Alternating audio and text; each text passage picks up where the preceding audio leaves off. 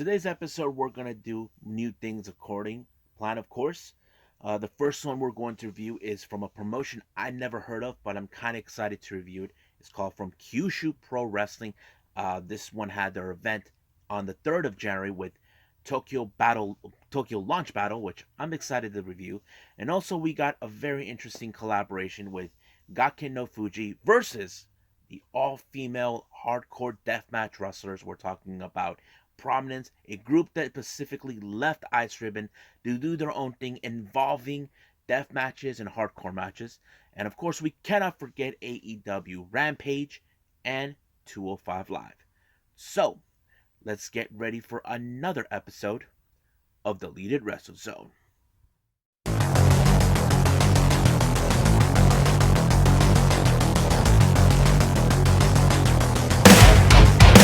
Are you ready? Get up, get up! Get up, get up! Get up, get up! Get up, get up! Get up, get up! Get up, get up!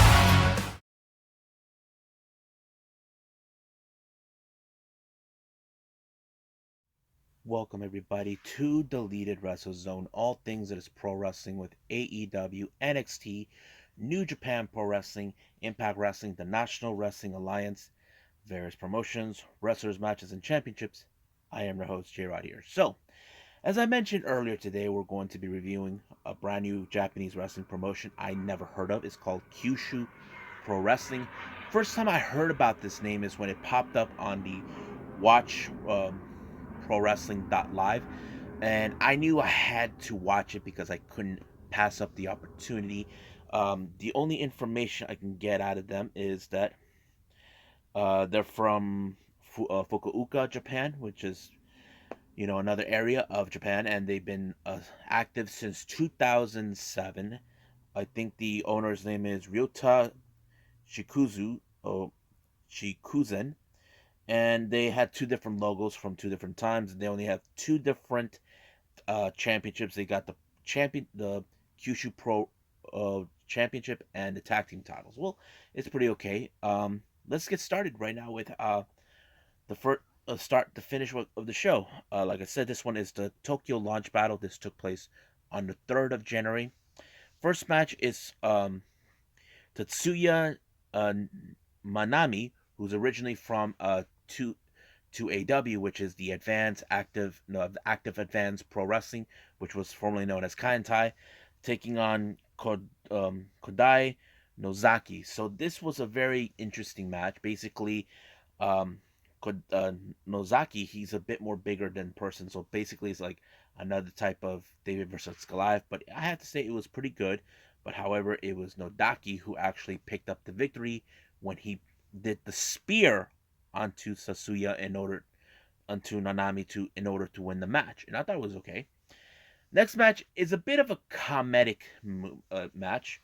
It was a three-way match. We have Noaki Sakurajima versus Benton Blah Blah versus the old man himself, Gambai Jin-chan. Now, if you guys never heard of this guy, Gambai Jin-chan, he's like this guy who looks old. He's a very old wrestler.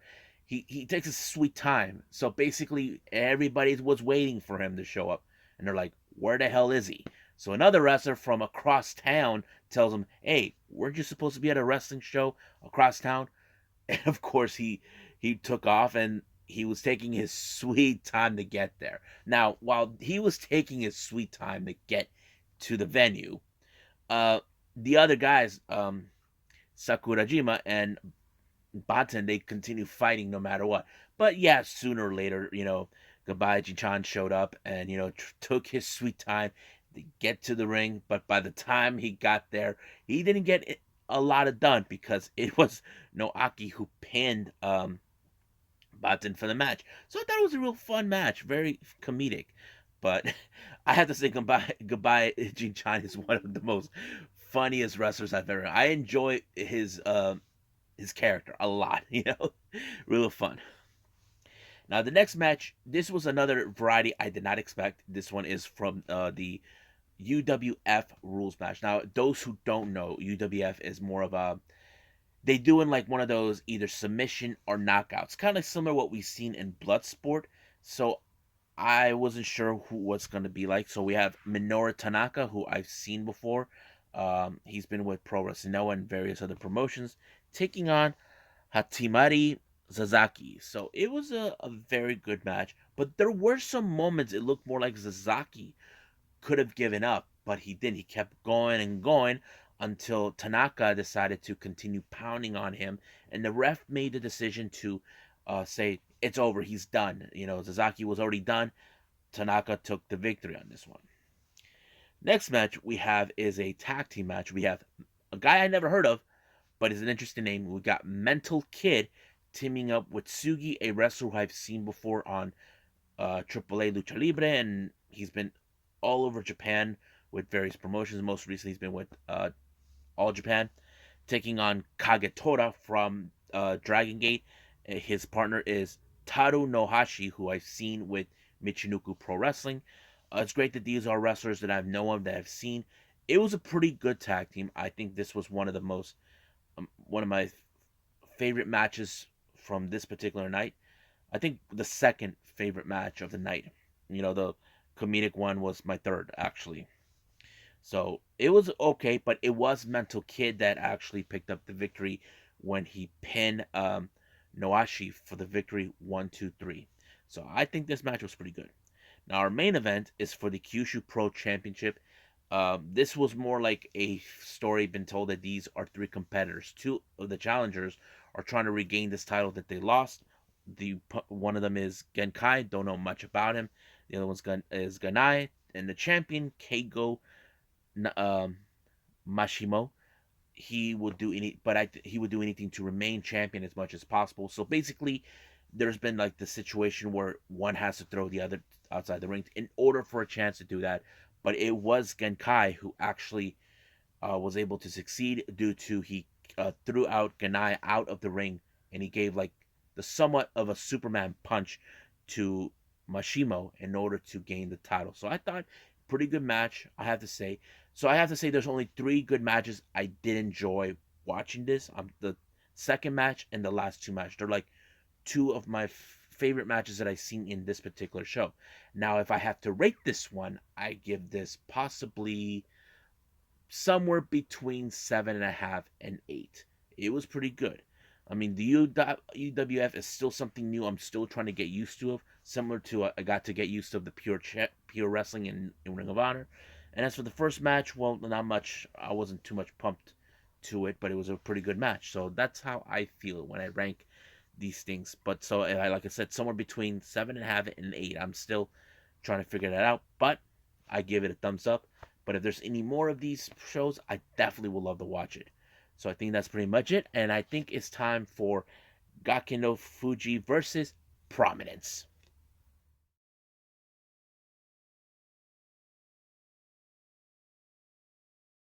Okay, so we got Geki no Fuji Joshi Pro Wrestling, which is the collaboration that they did with, of course, with Prominence. This is a collaboration in the freelance world in Japan. If you guys remember, Prominence were in fact an all-female faction based on death matches and hardcores. These ladies came from the promotion of Ice Ribbon. We were told previously by Stardom that they by the start of the year they will be no longer working with Ice Ribbon as part of the roster, but they'll be working as independently, mostly focusing on hardcore and death matches. But we were fully aware, like maybe a month or two, where they decided to do a show, and it was on January 4th. So the real question is, what was going to be in it? Who was going to be involved? It was broadcast, by my surprise to DDT Pro Wrestling. I did not expect that, but it was not exactly DDT Pro Wrestling. I meant Wrestle Universe, which they broadcast DDT, Pro Wrestling Noah, Tokyo Pro, Genbari Pro, anything they can get their hands on. But it was a pretty good show. The first match, it was a hardcore match. We had Zuzu Suzuki and Chris Brooks. These two brought in all the toys they can find, things that you know they'll make you bleed. And I thought Zuzu did a pretty good job, despite the fact that she's dealing with a guy who has a bit much more experience than her in death matches or hardcore matches. Of course, there was that one moment where she flipped off Chris Brooks, and I think he made a laughter out of it because, I don't think it matters anymore what he will do to her. But the fact is, he did get help out of nowhere. Uh, Drew Parker, one of his fellow countrymen, showed up and gave him a helping hand, but fortunately, Suzu didn't do much. Apparently, it was too much for her to handle, so she lost in that fashion. Next up, this is a very interesting match. We have the Gake No uh, Fuchi rules match. Basically, they were doing these ridiculous things like someone beating the crap out of you with a pipe, kick you in the ass, anything that's funny that could go on. It was between Risa Serra versus Miyako Yatsumoto. Now these two, Risa, I've been a big fan of her. Miyako, I'm getting close to her, but it was a real fun match. But fortunately, the only person who was able to succeed in this match mostly came from Risa Serra. So she kind of pulled off every stop and put Miyako down completely. Excuse me. But yeah, now our next match is a tag team match. We have two members of Prominence, um, Mochi Miyagi and Akane Fujita taking on Sanshiro Tagagi, who is DDT's well-known guy. He also works with Cyberfight and all that. He's like the executive. He's teaming with Senosiste Mao Inoue, who we know him as Mao. They were having this match was kind of interesting because Mao was had a different character type in this, where he was just having this high pitched voice, and there was this girl with him who dressed up like him. They were like a bit more like Mormons. I don't know. It was kind of strange, but the match was good.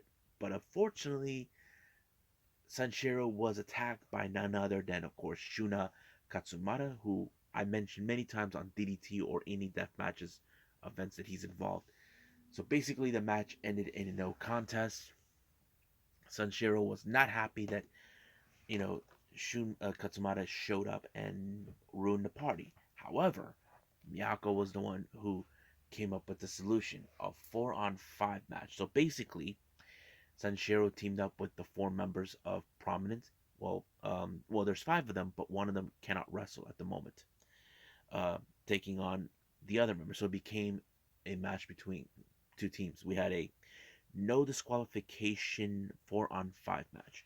We have Prominence consistent of Akane, Mochi, Zuzu, and Risa teaming with Sanshiro Tagagi taking on Shuma Katsumata, Mao, Chris Brooks, and Miyako Matsumoto. Now, this match, they pulled every stop of the bid. There was a moment where Katsumata and Akane were throwing themselves on Legos to see who is the toughest SOB. And fortunately to me, I feel uh, Katsumata was the one.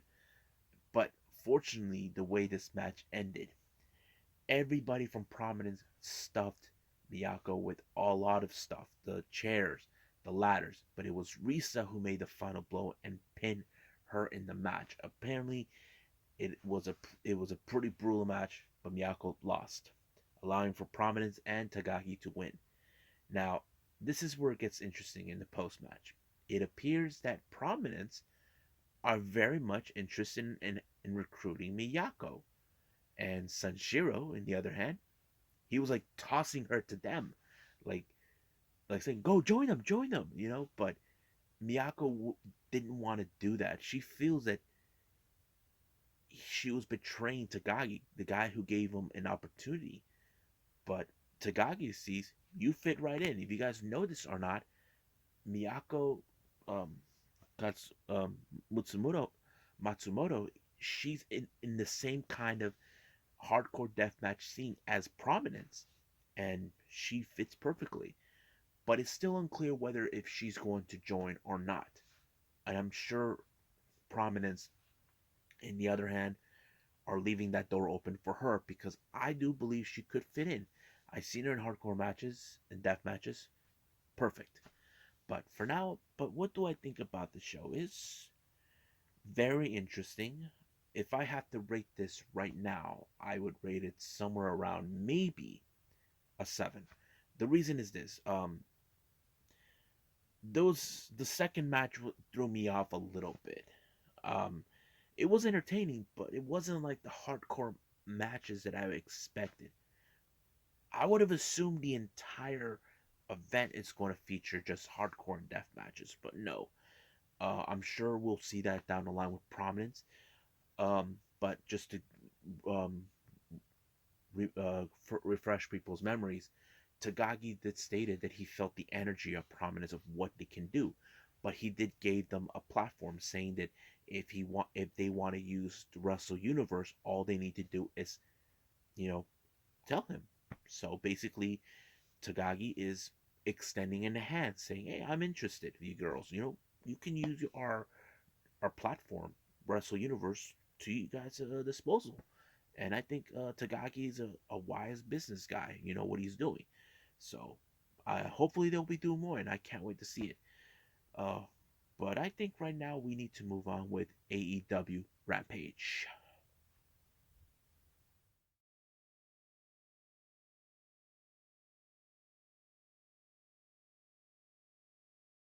Okay, the first show of AEW Rampage of 2022. It just happened. Opening match, we have Adam Cole versus Jake Atlas. Now, there was one thing that was true about what the commentator says about these two guys. If you guys refresh your memory, Jake Atlas and Adam Cole, they both were part of NXT, but I don't think they never had the pleasure to put them in a singles match together until now with AEW. And I thought it was a pretty good segue. But unfortunately, the match was okay. It was pretty good. But Jake Atlas got hurt. Now, this was nothing compared to what happened to Ray Phoenix on Dynamite. Uh, I don't know if he landed wrong or there was something that happened. I don't know. Clearly he looked more like he landed wrong, grabbed his knee. But unfortunately, I have to say this was a pretty good thing. Even though they could have stopped the match, I think Jake Atlas just thought, let's just finish the match. Even if I'm injured, let's figure this out. I think that's what played out. Even when Adam Cole tried to put Jake Atlas in the Tequila Sunrise, it didn't work. I mean, not flipping him over. I think it's because he had no strength on the injured knee that he hurt himself in, and I think that kind of puts in the predicament. But I think I like how they recovered from it, saying this did not work. So Adam Cole put him in a how to say leg lock or something to make him tap out. So I thought the way they finished it was pretty interesting because yes, Jake Atlas got hurt, but how are you gonna do it? I mean, stopping the match is kind of like stopping kayfabe. You know what I mean? But however, during the post match, um, Adam Cole along with Fish and O'Reilly tried to finish off Jake, but unfortunately, here comes Orange Cassidy along with Chuck and Wheeler to stop them, and boom, it kind of ended right there. So this feud between Orange Cassidy and Adam Cole is far, far from over. Now, on Dynamite, we saw something interesting.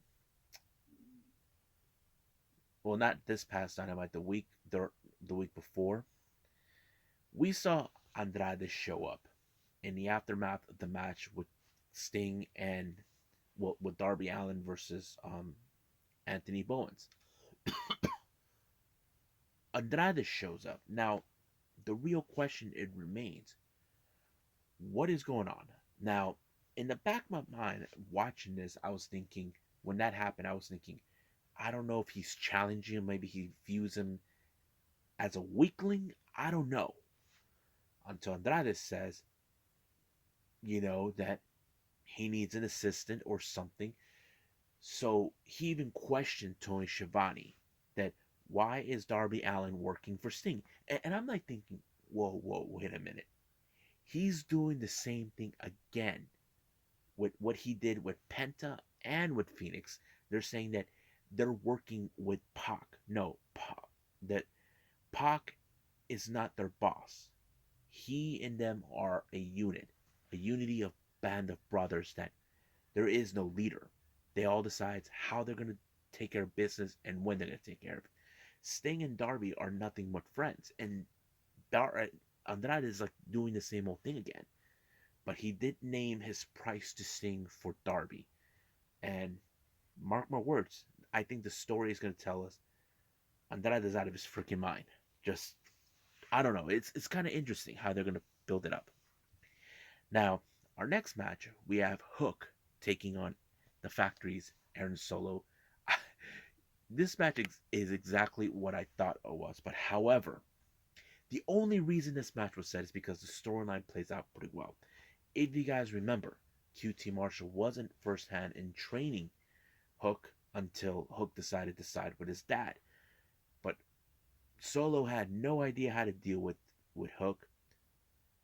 Basically, he thought he had certain things that could help, but however, Hook was the better man with that chokehold, and he put up an old move that his dad used to do. But because he did this, QT Marshall got in his face, and Hook did not take that too kindly. So basically, sorry QT, you just got your ass whooped. Now, next match we have Ruby Soho and Riho taking on Jamie Hayter and Britt Baker. Keep in mind, Britt Baker is going to be in the battle of the belts against Riho, and this is going to be interesting. But what they did first, Rebel pulled Ruby Soho out of the way so Jamie Hayter and Britt can actually put a beating onto Riho before Battle of the Belts.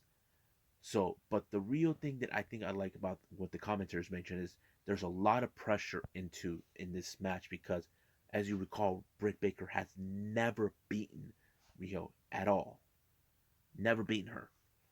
So it kind of played out. But what played out pretty well is how there was a misfire thanks to Riho getting out of the way from Jimmy Hayter's crosshairs and accidentally hit Britt Baker, and it cost them. And this is one of those matches that's saying, can Britt Baker realize, is Baker really realizing she cannot beat Riho, despite the fact that it is Riho's undefeated streak towards Britt is killing her.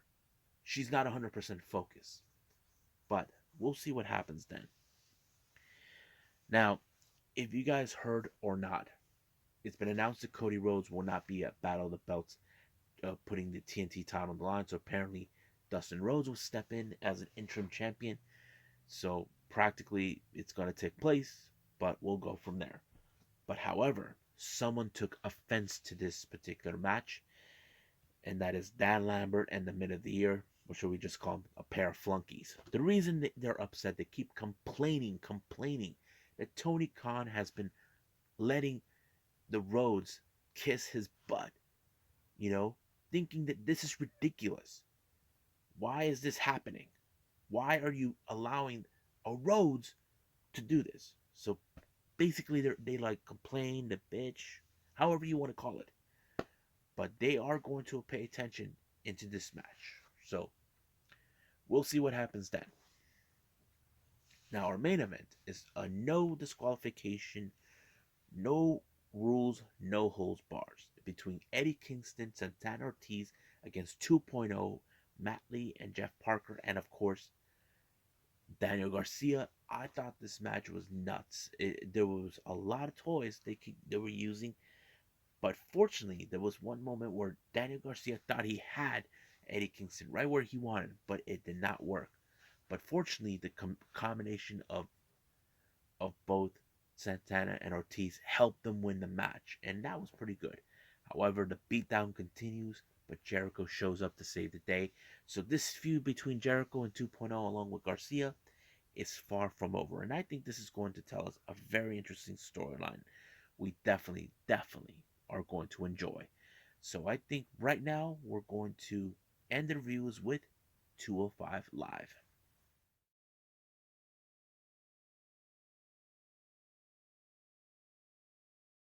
So in 205 Live, we continue to showcase some brand new talent, and I think there's some that I think that'll be prominent. first match we have is Malik Blade taking on Draco Anthony. Malik, he's one guy I have been paying attention for quite some time. Of course, other him being a native Orlando, I think it's pretty interesting. Malik is like the kind of guy that we definitely could get behind, and I think he did a pretty good job. Uh, his opponent was Draco Anthony, but I think the best way he ended this match was, of course, that springboard drop kick, and I thought it was pretty good. I thought it was a great way to finish it up. So I think he's one of those guys we definitely can pay attention more often.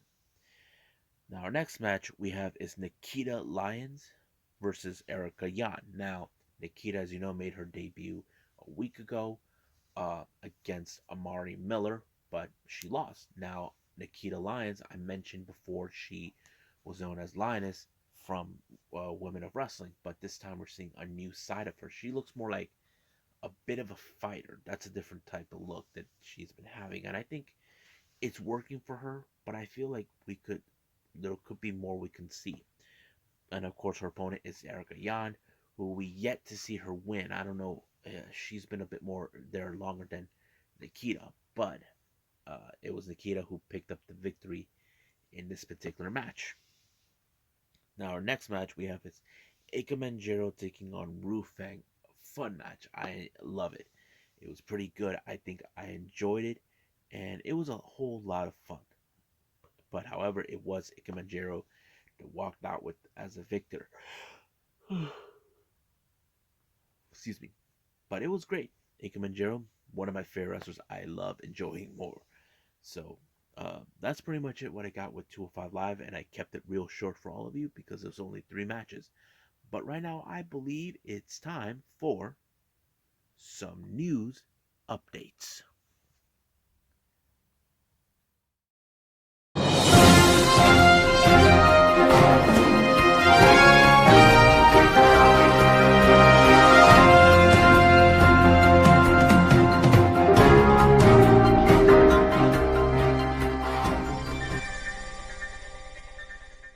Alrighty then, so let's do some news updates for all of you.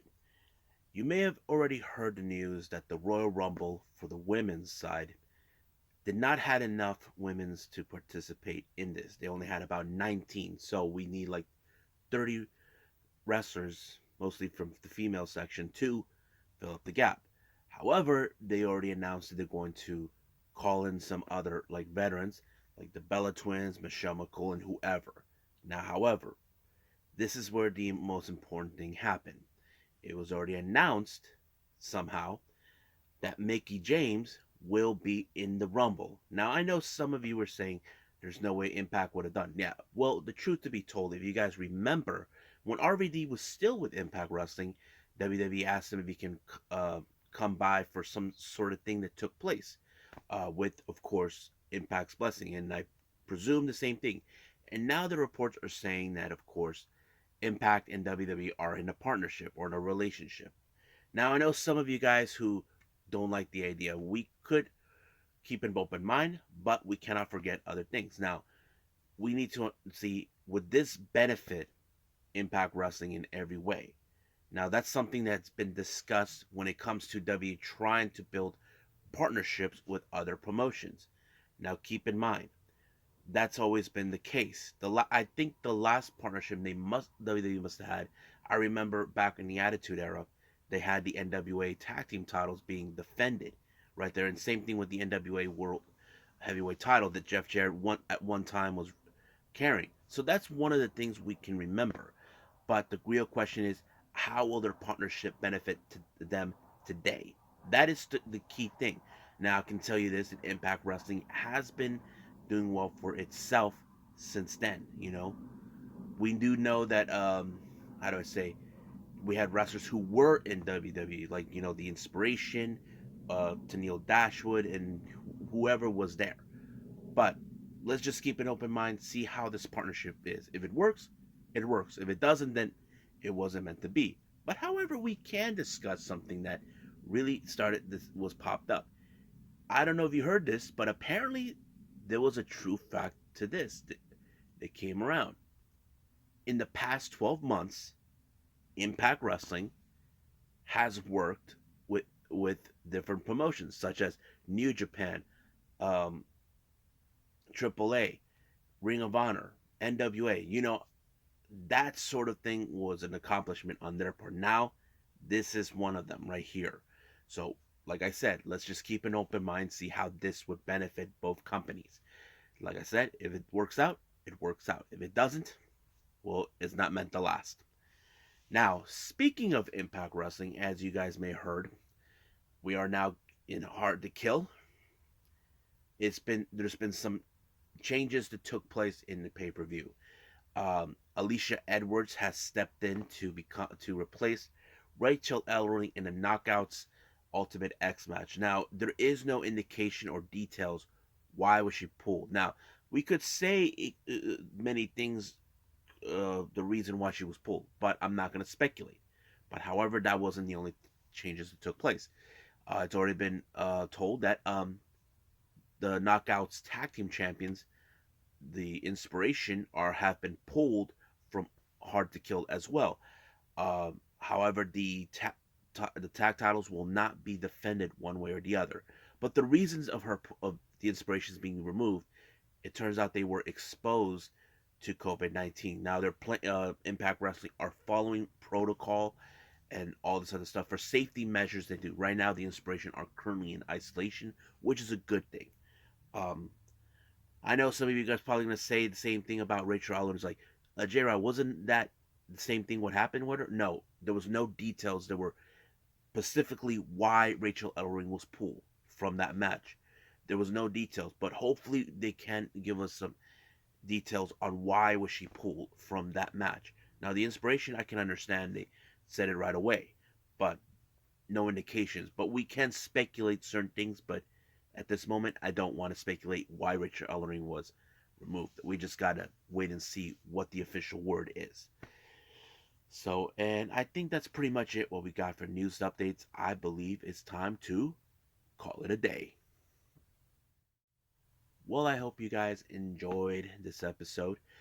Coming up, as you know, I'm excited for the next thing review I want to do. I'm talking about New Japan Pro Wrestling versus Pro Wrestling Noah. This is going to be huge. Uh, I have to say, there's going to be some interesting matches. I definitely want to review. Now, if I do have time, I'll probably review Stardom's one of Stardom's past events. I will tell you guys that about that later. But if I can't, I'll just stick with Pro Wrestling Noah versus New Japan, and I'm excited for that one completely. But I believe for now, I'll see you guys in the next DWZ time. Same DWZ channel. I must bid all of you adieu. So, goodbye. Mwah. And have a nice day. Bang.